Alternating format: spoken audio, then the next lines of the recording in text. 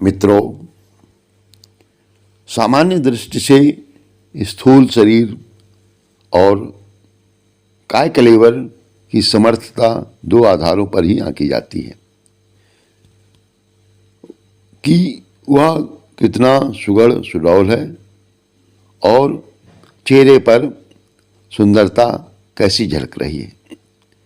बाहर से इतना ही जाना जा सकता है।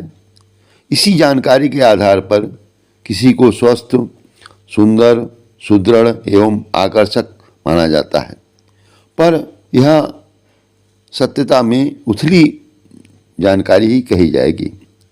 गहराई में उतरकर वस्तुस्थिति परखने वालों को ये भी निरखना परखना पड़ता है कि जीवनी शक्ति का समुचित भंडार विद्यमान है या नहीं, भीतरी अंग अपना ठीक काम करते हैं या नहीं, हृदय, मस्तिष्क, फेफड़े, गुर्दे, जिगर, पाचन तंत्र, विसर्जन तंत्र के निमित्त काम करने वाले छोटे बड़े पुर्जे अपने अपने काम को सही अंजाम दे सकने में समर्थ हैं अथवा नहीं। मशीन का हर कलपुर्जा यदि सही काम करे तो ही मशीन ठीक काम कर पाती है, अन्यथा एक के भी गड़बड़ा जाने से ढांचा लड़खड़ाने लगता है। विकृतियां जब तक छोटे रूप में आरंभिक स्तर पर होती हैं तो उनकी पीड़ा प्रकट नहीं होती, किंतु ईंधन में पड़ी चिंगारी की भांति धीरे धीरे सुलगती रहती है और समयानुसार प्रचंड वेग धारण कर लेती है।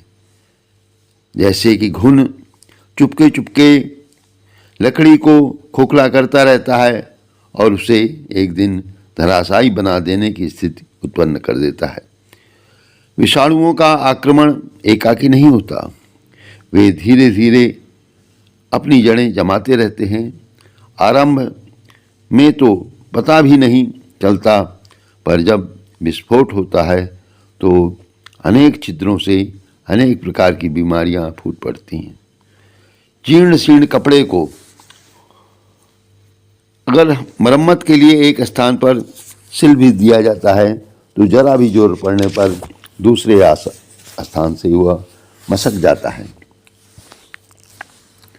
जीवनी शक्ति का भंडार छिपी रुग्णता से लड़ते लड़ते समाप्त होने लगता है। तब औषधियों के द्वारा यत्किंचित काम चलाया जाता है और इस प्रकार मनुष्य घटता, टूटता, हारता चला जाता है।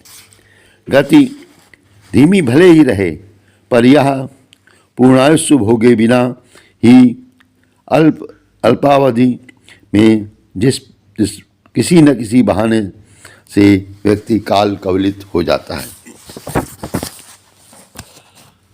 चमड़ी को सजाने के लिए तो वस्त्राभूषण और श्रृंगार प्रसाधन भी किसी हद तक काम दे जाते हैं, पर भीतर घुसी दुर्बलता एवं रुग्णता धीमी गति से अपना काम करती रहती है।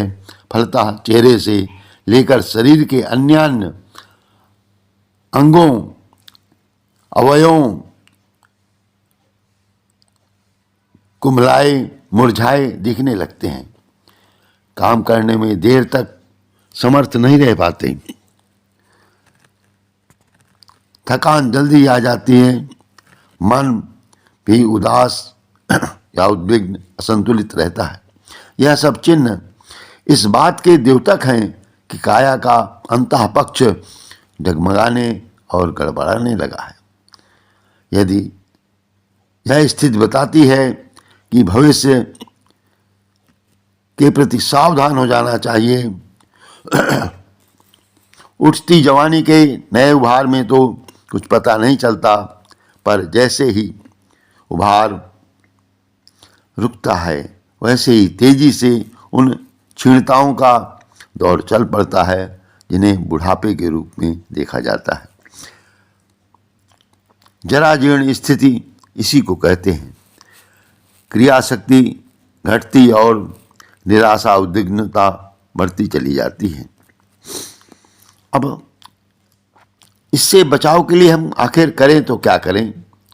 इस संदर्भ में परम पूज्य गुरुदेव पंडित श्री राम जी शर्मा आचार्य ने बहुत सुंदर बात बताई है कि इस स्थिति का सिलसिला आरंभ होने से पहले ही सतर्क हो जाना चाहिए और गिरावट की रोकथाम करनी चाहिए। बाहर से कोई बड़ा रोग न दिख पड़ने पर भी भीतरी पर्यवेक्षण से पता लगाना चाहिए कि हमारी जीवनी शक्ति का समुचित भंडार विद्यमान है अथवा नहीं। त्वचा के भीतर ढकी हुई अवयवों की श्रृंखला समग्र रूप से क्रियाशील है या नहीं। विकृतियों का छोटा बड़ा रूप दिख पड़ने से पूर्व ही उसकी मरम्मत कर लेना चाहिए। क्रियाकलाप सदा ऐसा रखना चाहिए कि निरंतर हर आदेश का पालन हमारा शरीर करने में तत्पर रहे। काय संस्थान को किसी प्रकार की अप्रकट मुसीबत में अब या भविष्य में सामना न करना पड़ेगा। यदि जब हम इस प्रकार का दृष्टिकोण और जीवन शैली अपना लेते हैं तो हम अपनी जीवनी शक्ति को संरक्षित और संवर्धित करते रहते हैं। और ये छोटे छोटे उपाय प्राणायाम, आसन, दिनचर्या में सुधार सहज रूप से हमारी जीवनी शक्ति को बढ़ाती है और हमारे जीवन के स्तर को भी श्रेष्ठ करती है और समय एवं परिस्थितियों के द्वारा आने वाली रुग्णताओं एवं दुर्बलताओं से हम सहज ही बचे रह सकते हैं और अपने दायित्वों का भोग करते हुए, दायित्वों का निर्वहन करते हुए हम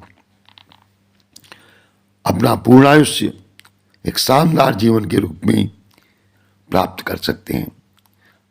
अतः आलस्य और प्रमाद छोड़ करके हमें अपनी जीवन शैली में जीवनी शक्ति संवर्धन का प्रयास सदैव करते ही रहना चाहिए। आप सबका जीवन सशक्त, शक्ति संपन्न, यशस्वी बने, इसी भावना के साथ बहुत बहुत धन्यवाद। कृपया चैनल को लाइक, सब्सक्राइब और शेयर अवश्य करें। धन्यवाद।